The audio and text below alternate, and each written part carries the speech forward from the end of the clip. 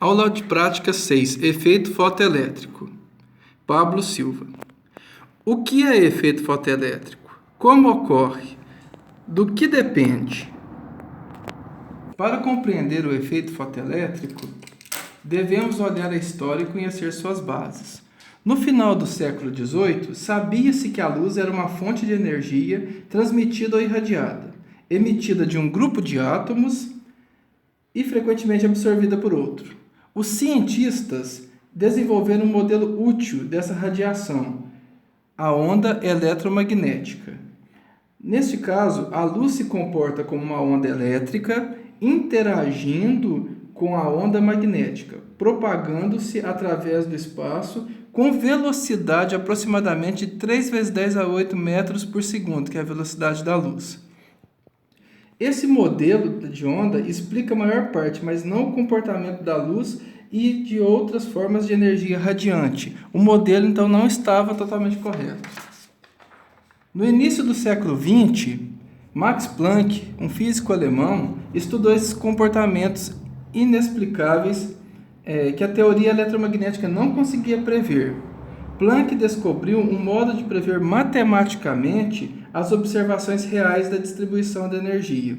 Ele propôs que existem restrições às maneiras de os átomos irradiar energia e que cada átomo pode emitir somente pacotes discretos de energia. Ele deu nome a isso de quantum.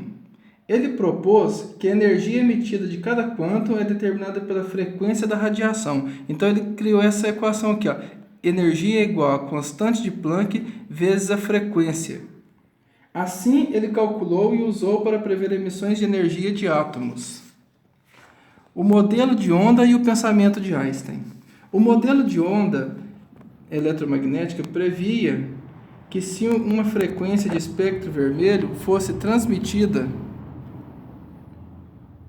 ao metal, caso não causasse a emissão de elétrons, era só aumentar a intensidade. Einstein sabia que isso não acontecia. Isso simplesmente fazia com que se movimente mais elétrons quando a frequência for maior e com energia suficiente para liberar um elétron, como o do potássio, por exemplo.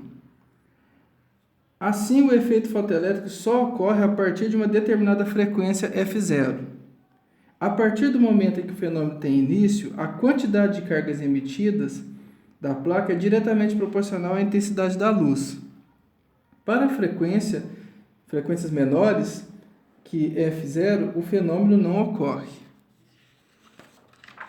O efeito fotoelétrico de Einstein, quando uma radiação, no caso, isso significa o quê? O que é o efeito fotoelétrico? É quando uma radiação eletromagnética incide sobre a superfície do metal e elétrons podem ser arrancados dessa superfície. No caso, Einstein ele entendia que não eram ondas, e sim fótons, que ele deu esse nome, esses pacotes de energia.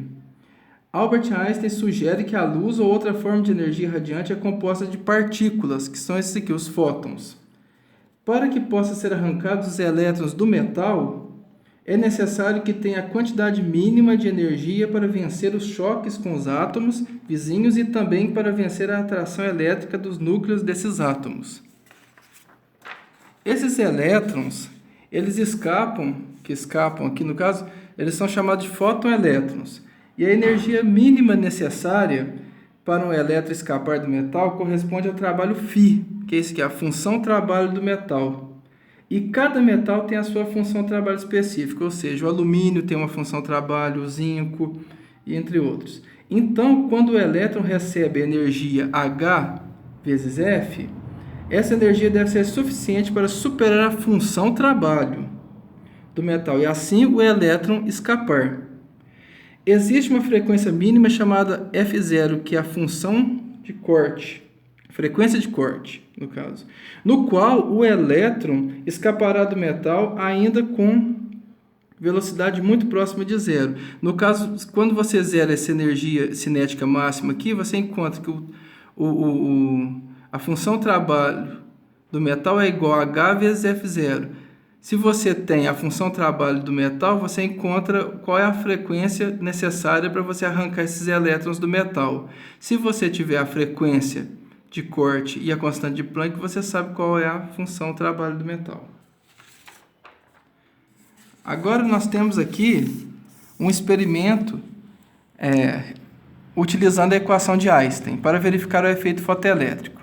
Nesse caso aqui, nós encontramos um comprimento de onda do vermelho, amarelo, verde, azul e violeta. No caso, a gente poderia estar trabalhando com as frequências, mas a gente trabalhou com os comprimentos de onda para ficar mais ilustrativo. Então, nós temos aqui a luz vermelha, amarela, verde, azul e violeta.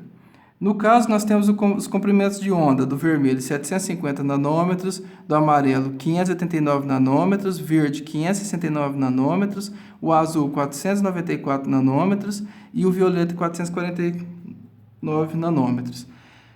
Utilizando esses comprimentos de onda na equação da energia cinética máxima igual a H vezes velocidade da luz sobre o comprimento de onda menos a função trabalho, no caso aqui, que é o alumínio, que ele equivale a 4,2 eletrovolts, multiplicado por 1,6 vezes 10 a menos 19 coulomb, nós encontramos todas essas energias cinéticas. Todas elas foram negativas. Assim, nós concluímos que para os 5 comprimentos de onda, a energia cinética foi negativa. Ou seja, quando a energia cinética é menor que zero, não ocorre efeito fotoelétrico. Quando a energia cinética for positiva, ou maior, no caso, maior que zero, ocorre o efeito fotoelétrico. No nosso experimento que nós vamos apresentar, aqui, nós vamos descobrir qual seria o comprimento de onda que poderia retirar elétrons do alumínio, que vai ser o experimento que a gente vai apresentar. Para isso,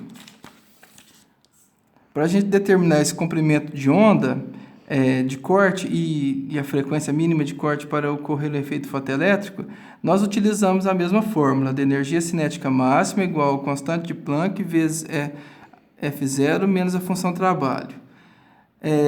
A gente já sabe que quando a energia cinética é menor que zero, não ocorre efeito fotoelétrico. Maior que zero ocorre.